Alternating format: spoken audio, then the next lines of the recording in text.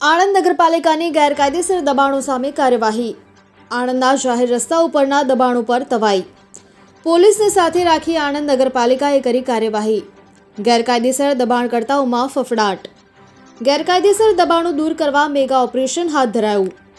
આણંદના gurdwara સર્કલથી station તરફનો રસ્તો સાફ કરાયો।